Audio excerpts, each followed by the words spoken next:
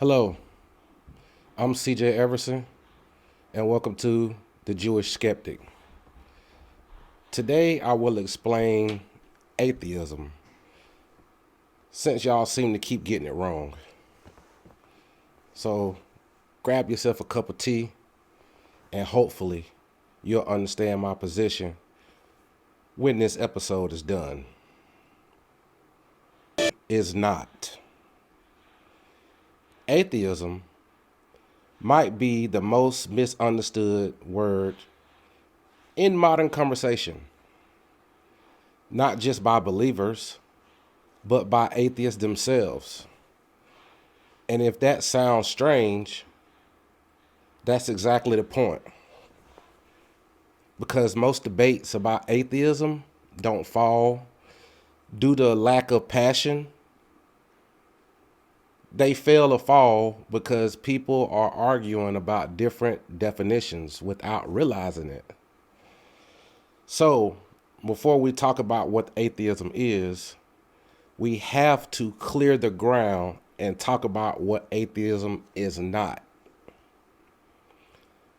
The first misconception: atheism is not a belief system. That sentence alone triggers people on both sides. Believers often say, well, atheism is just another religion. Well, some atheists like myself will say, no, atheism is believing there is no God. So both statements are wrong. A belief system gives you answers. It claims about reality. It tells you what is. And atheism does none of that. Atheism does not explain the universe. It does not explain morality. It does not explain consciousness. It does not tell you how to live. Atheist is not a worldview. It is simply a position, and a very narrow one.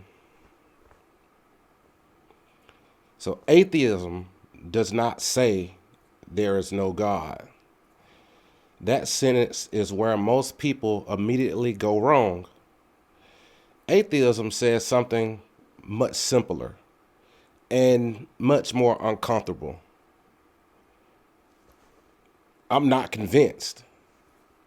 That's it. No cosmology, no doctrine, no commandments. Just a response to a claim. Which leads us to the second misconception. Atheism is not anti-God. You can't be against something that you're not convinced that actually exists. Atheism isn't rebellion. It isn't anger. It isn't rejection. Those are emotional states. Atheism is a default position, a position about knowledge and evidence. And some atheists are angry, some are anti-religion, and some are very hostile. But that hostility is not atheism. That's psychology. That's biography. That's trauma. And confusing those things is like confusing grief with biology. So the third misconception: atheist does not mean nihilism. That one constantly comes up. If there's no God, then nothing matters. If there's no God, then morality collapses. If there's no God, then life has no meaning. Those claims don't follow logically. They follow emotionally. Meaning does not require divinity. Value does not require command. And morality does not require surveillance. Human beings valued things long before they wrote theology. Parents loved children before scriptures existed, and communities punished. They harmed before commandments were carved. And infamy predates doctrine. If morality required a God, we wouldn't argue about morality within the same religion, but we do constantly. The fourth misconception: atheism does not say humans are born atheists. This sounds clever, but it collapses under basic reasoning. A newborn baby isn't born an atheist. A newborn isn't atheist. And a newborn isn't agnostic. A newborn has no type of framework to evaluate metaphysical claims. Calling a baby an atheist is like calling a rock undecided on politics. It's a category error. Atheism requires exposure to a claim and then a response to that claim. You can't reject what you have not encountered. So no, we are not born atheists. We're simply born without positions. The fifth misconception: atheism is not certainty. This one matters more than people actually realize. Certainty belongs to belief systems, in my opinion. Dogma belongs to belief systems. And atheism does not say, I know there is no God. That statement would require knowledge of all possible gods across all possible definitions. And that's not skepticism. That's arrogance. Atheism simply says, based on the evidence presented so far, I am not convinced, or I am unconvinced, which means atheism is revisable, people. If compelling evidence appeared tomorrow, atheism would disappear overnight. Not because atheists lost faith, but because skepticism responded to evidence. And that's how rational inquiry works.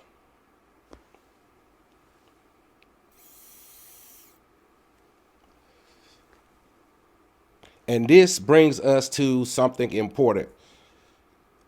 People don't fear atheism because it destroys God. They fear atheism because it removes certainty. And religion doesn't just offer answers, it offers closure. Atheism leaves questions open, and open questions make people uncomfortable.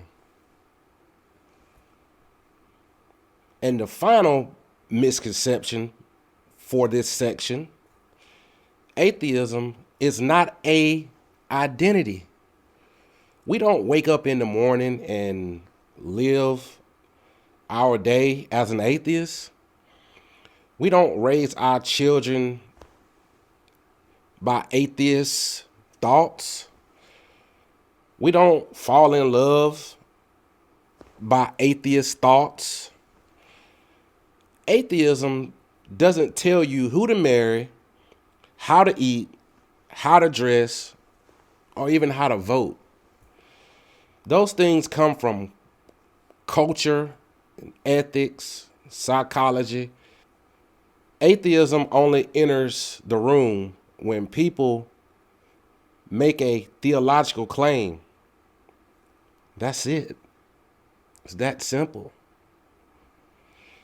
So if atheism is not a belief system, it's not anti-God, it's not nihilism, not a birth state, not certainty, and not an identity, then what is it? That's what we'll define next. In the next part, we'll go back to the actual origin of the word, why its meaning shifted, and why Jews, like myself, Christians, and modern theists often mean completely different things when they say God.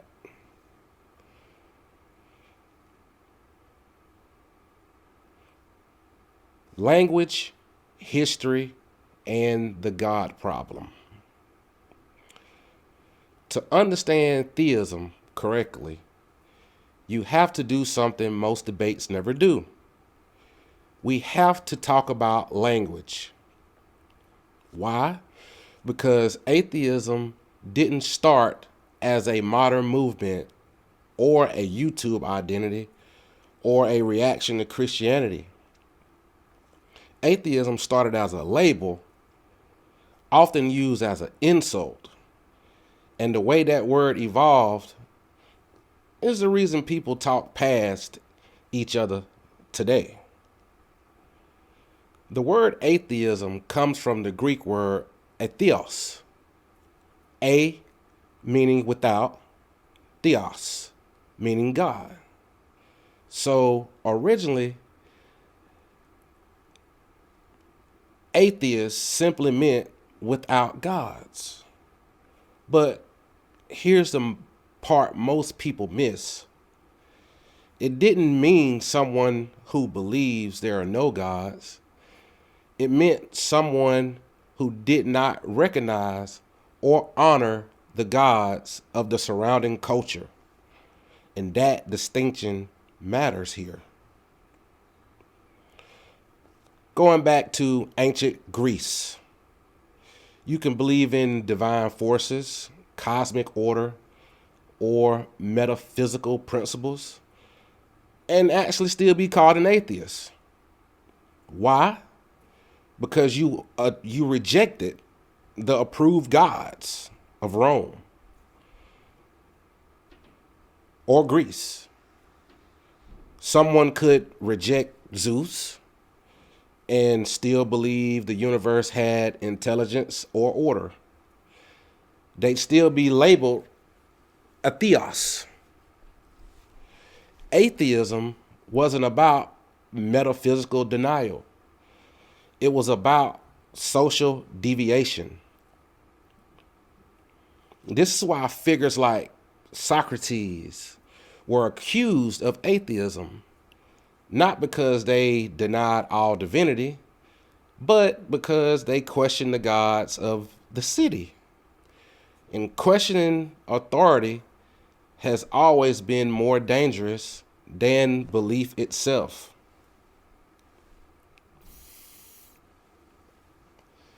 Now, let's make this even more uncomfortable. Early Christians, they were also called atheists. Why? Because they rejected Roman gods and all other gods. And to Rome, Christianity wasn't just another religion. It was godlessness. They denied Jupiter. They denied Mars. They denied the civic gods that held the Roman Empire together. So Rome called them atheists, which should immediately tell you something. Atheism is relative to the God being claimed. This brings us to a crucial realization. When someone says, I believe in God, the next question is not which God. Is it a tribal God? Is it a philosophical God? Is it a personal God? Is it a cosmic principle? Because these are not the same thing. Consider this. The God of Aristotle was not a personal being who intervenes in history. Aristotle's unmoved mover does not answer prayers, does not perform miracles, does not judge morality. It is a metaphysical necessity, not a deity. Let me just say that. Rejecting that God is not the same is like rejecting the God of Christianity.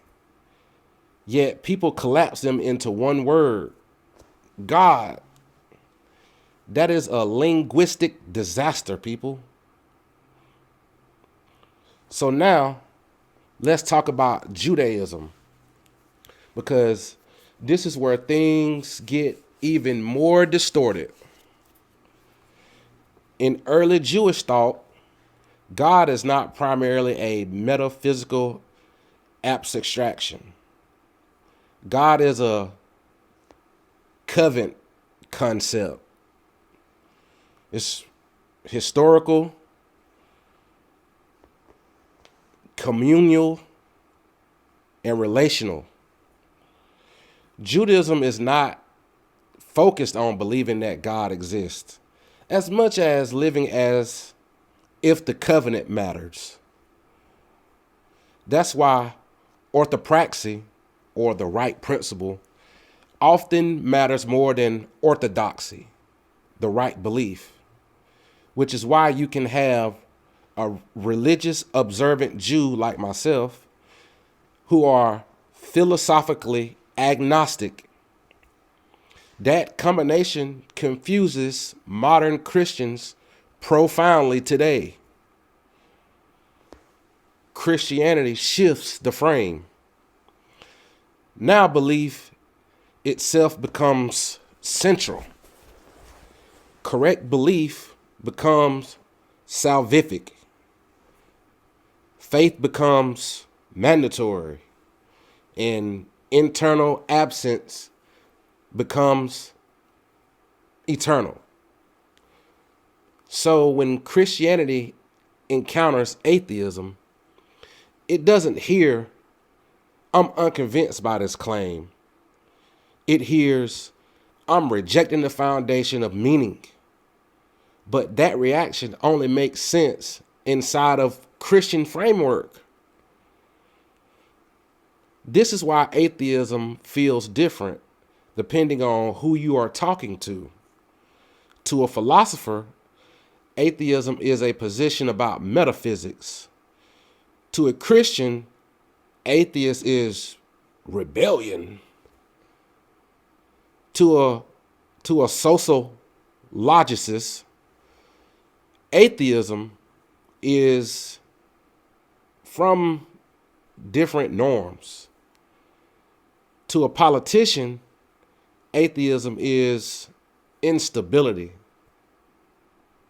Same word, just different fears. Now, let's address something most people never consider.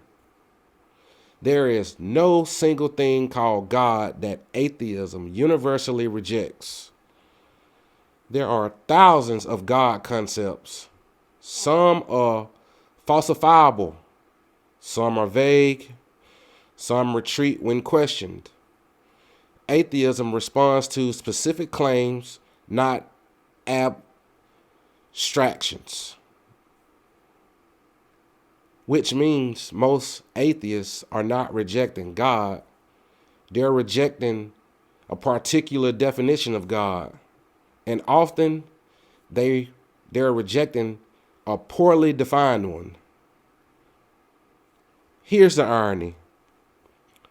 Many atheists would accept a theist God, a pantheist principle, or a non-personal cosmic order, but still reject the God who answers prayers, suspends physics, and judges private thoughts. That doesn't make them inconsistent. That makes them precise. So when debates get heated, what's really happening is not belief versus disbelief. It's definition versus assumption. One person says, God and means moral authority. The other hears God and mythology. And someone else will hear God and childhood trauma. Or no wonder the conversation collapses. Atheism didn't start as certainty. It didn't start as denial. And it didn't start as rebellion. It started as non-recognition. And that distinction explains why atheism today is not a worldview, but a response to claims that refuse to define themselves clearly. So in the next part, we're going to separate three words that are consistently confused: atheism, agnosticism, and skepticism. And once we're done, you'll realize that many people who argue about atheism don't actually agree at all. They just don't know which question they're answering.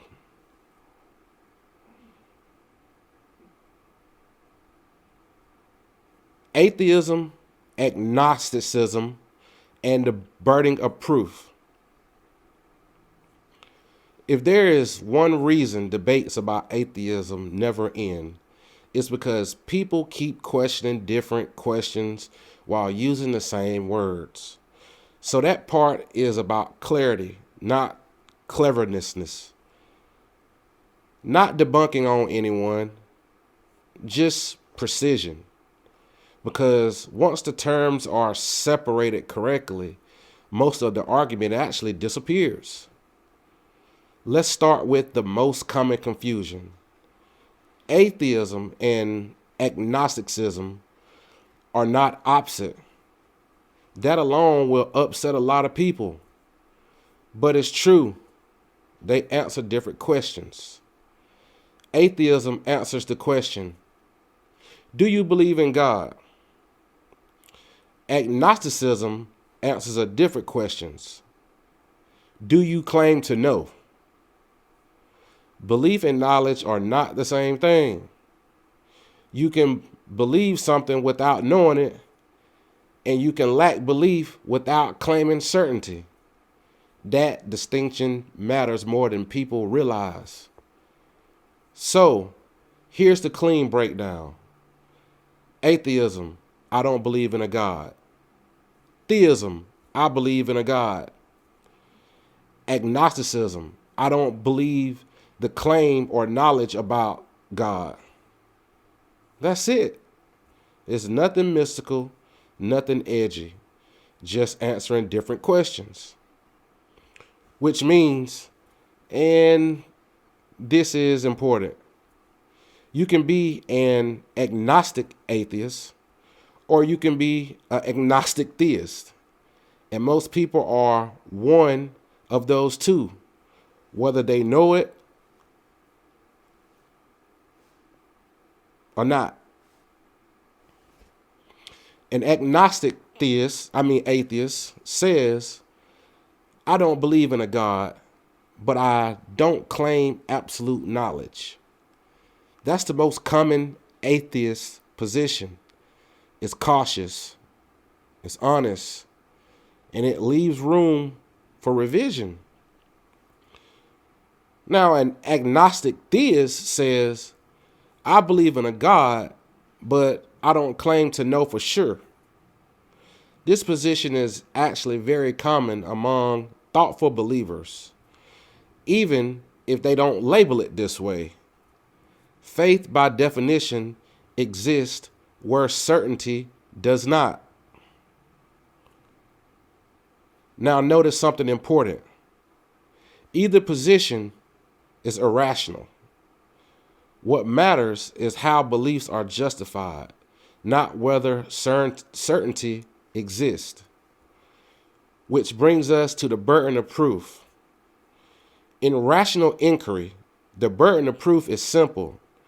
The person making the claim is responsible for supporting it. This rule applies everywhere else in life. If I claim there is a tiger in my garage and you don't have to disprove it, I have to demonstrate it. And the same logic applies to gods. Atheism does not carry the burden of proof. Why? Because atheism is not making a claim, it's responding to one. So when someone says, God exists, atheist reply would be, I'm not convinced. Show me. That's not denial. That is skepticism. And skepticism is not cynical. Skepticism does not mean everything else is false. It means claims require justification proportionally to their scope. Extraordinary claims require extraordinary evidence.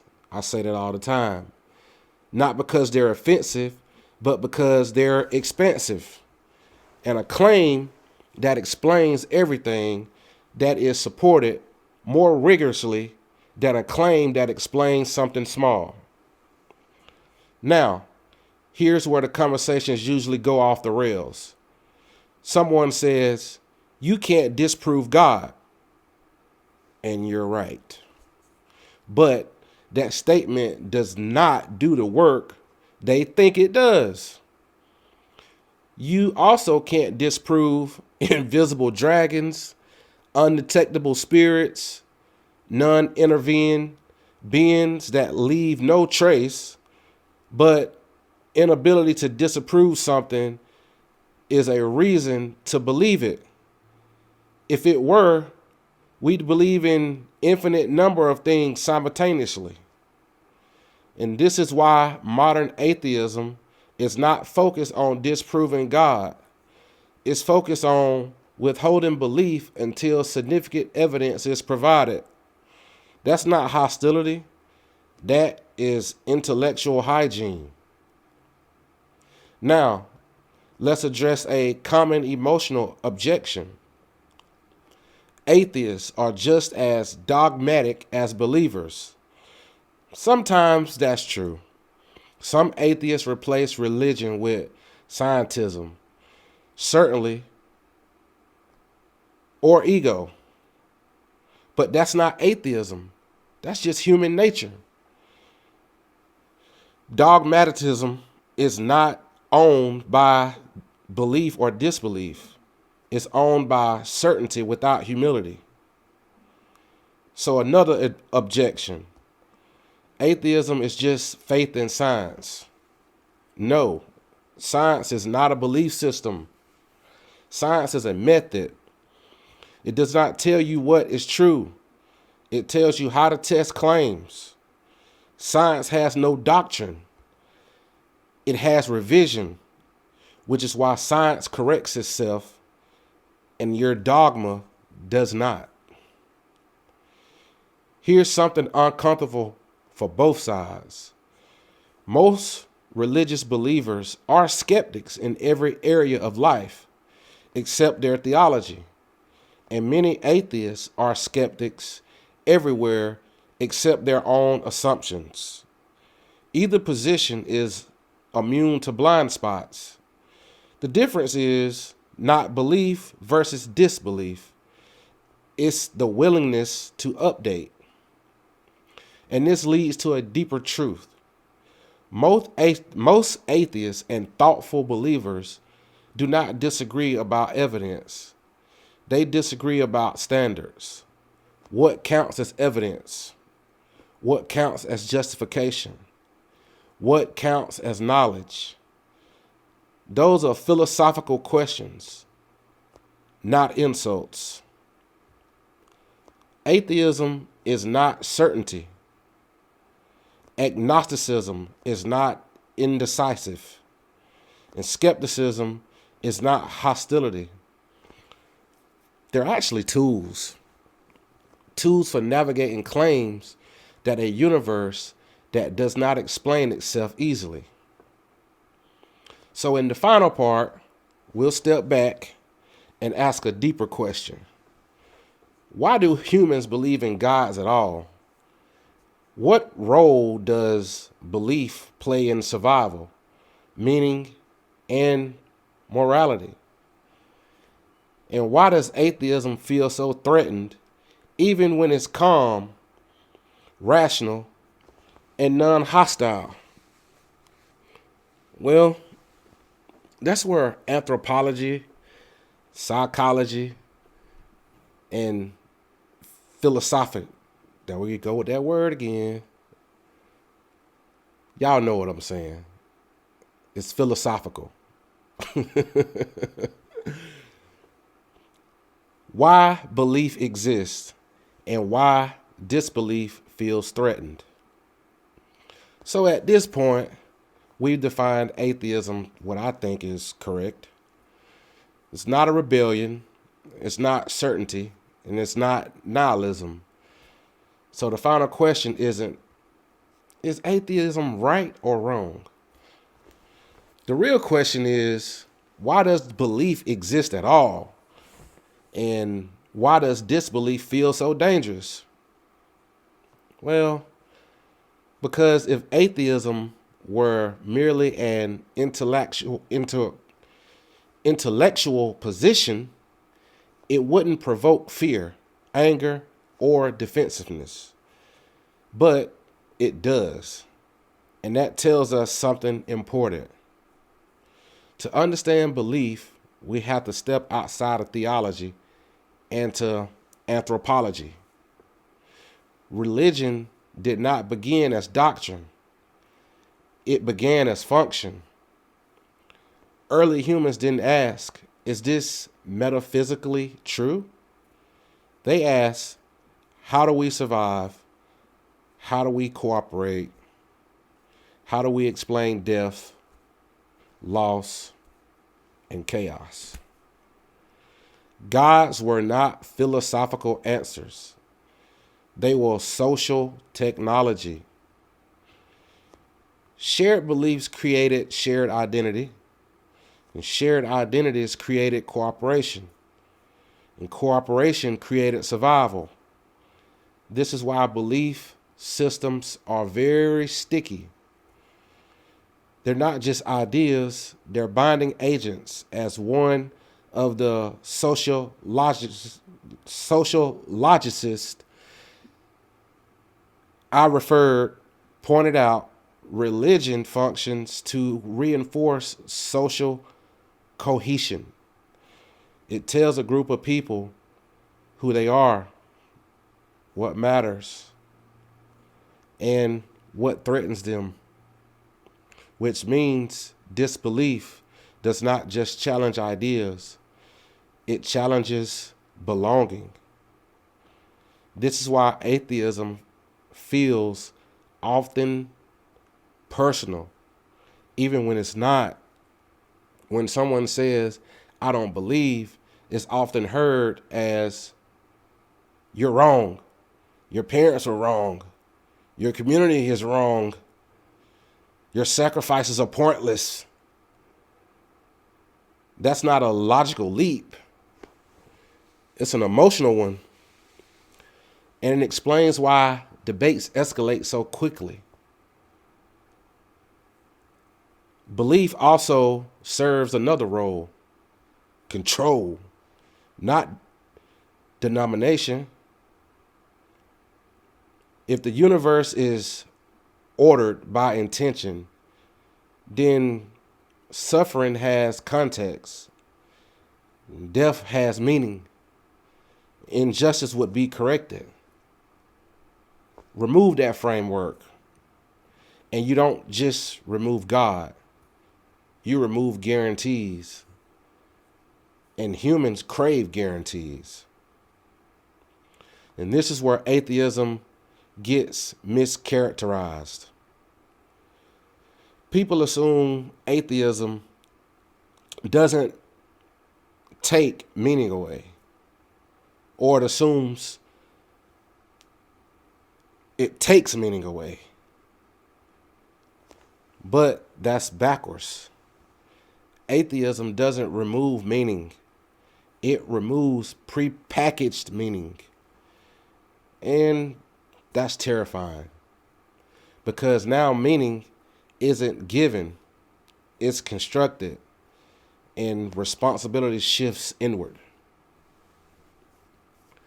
One philosopher I highly respect argued that gods often reflect human values projected outward: power, justice, love, wrath. These are not foreign concepts, these are human ones, just magnified. From that view, atheism isn't a rejection of values, it is a refusal to outsource them. And this leads to the biggest misconception of all, that without God, morality completely collapses. History doesn't support this.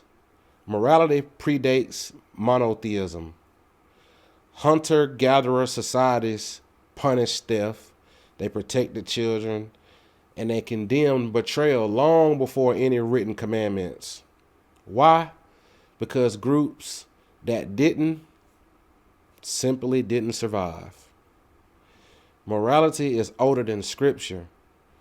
Religion just codified it, but it didn't invent it. Atheism doesn't ask, what does God command? It asks, what reduces harm? What increases well-being? What allows human to flourish?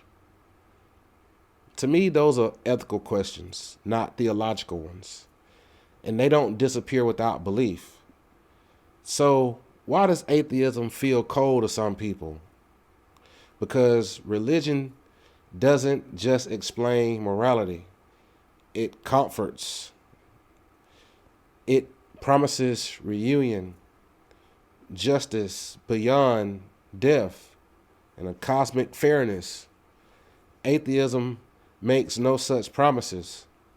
And honesty can feel harsh when we're used to reinsurance.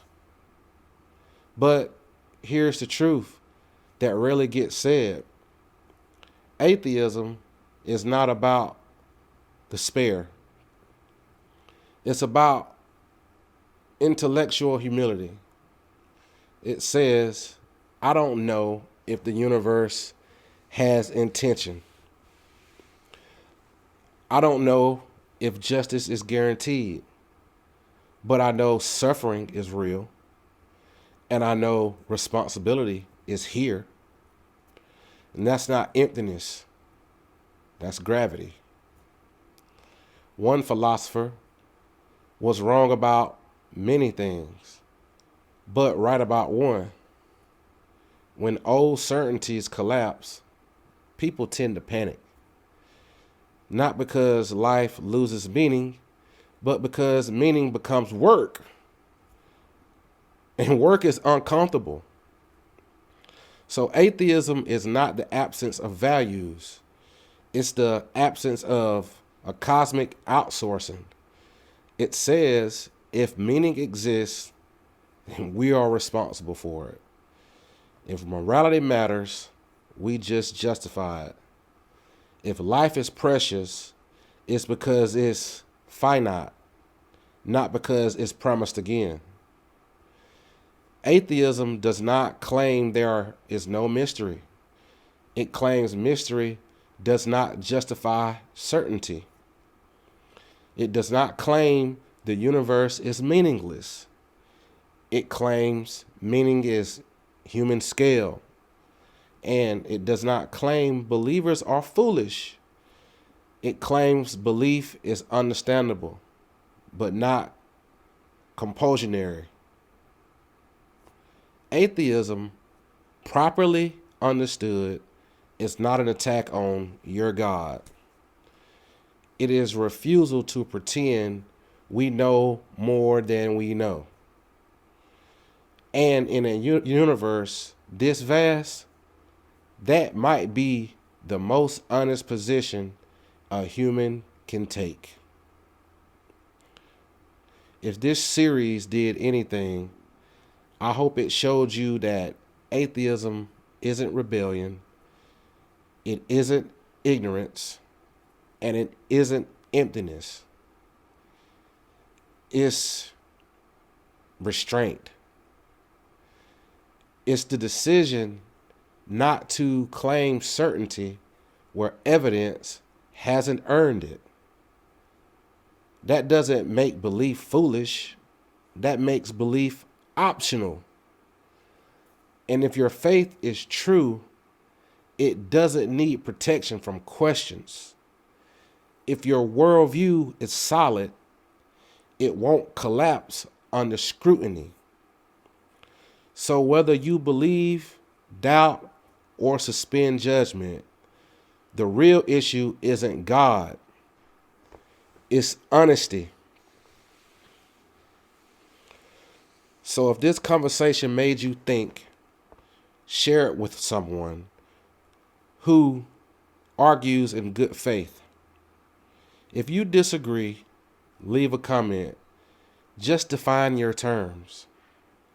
And if you want more content at the intersection of atheism, religious history, and anthropology, and psychology, subscribe and stay in the conversation. No fear, no dogma, just clarity. Once again, I'm CJ Everson, the Jewish skeptic. See you on the next one.